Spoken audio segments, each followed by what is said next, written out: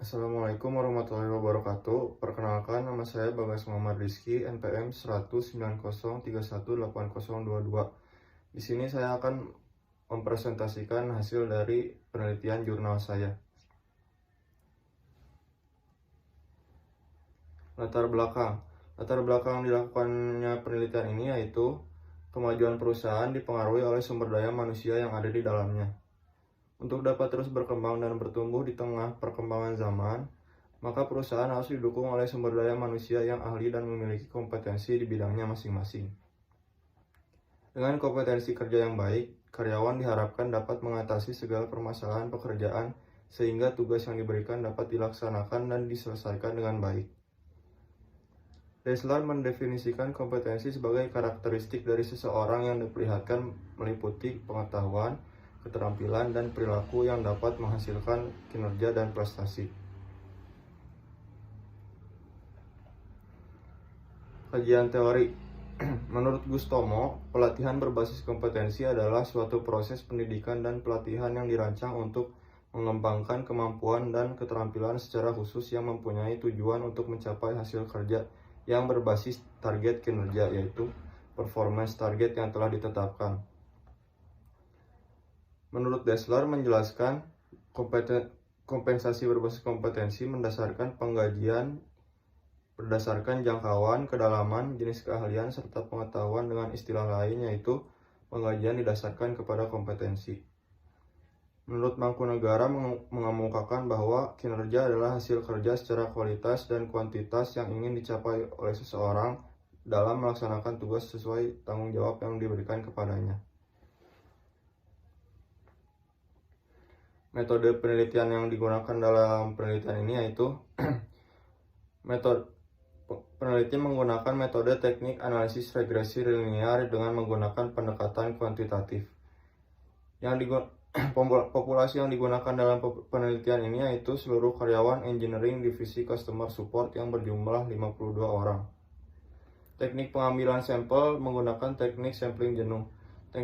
Teknik pengumpulan data menggunakan kuesioner, observasi, wawancara, literatur, dan studi pustaka lainnya.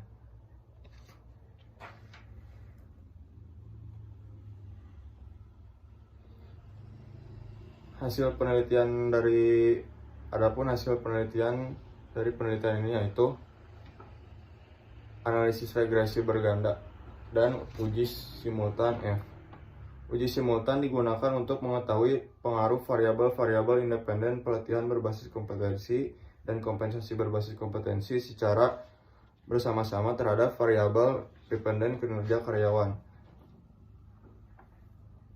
Berdasarkan hasil tabel uji F, didapatkan informasi F hitung sebesar 146,400 dengan nilai signifikansi sebesar 0,000. Hal tersebut berarti bahwa nilai F hitung lebih besar daripada F tabel yang berarti 146,400 lebih besar daripada 3,187. Nilai signifikansi sebesar 0,000 lebih kecil daripada 0,05. Hasil tersebut menunjukkan bahwa HO ditolak dan HA diterima. Jadi didapatkan kesimpulan bahwa variabel pelatihan berbasis kompetensi dan kompensasi berbasis kompetensi berpengaruh signifikan terhadap kinerja karyawan. Koefisien determinasi R2. Berdasarkan tabel koefisien determinasi diperoleh nilai R² sebesar 0,857 atau di dalam persentase menjadi 85,74%. Hal tersebut menunjukkan besarnya pengaruh variabel pelatihan berbasis kompetensi dan kompensasi berbasis kompetensi terhadap variabel kinerja karyawan yaitu sebesar 85,74%. Sementara sisanya 14,26% dipengaruhi oleh faktor lain yang tidak terdapat dalam penelitian ini.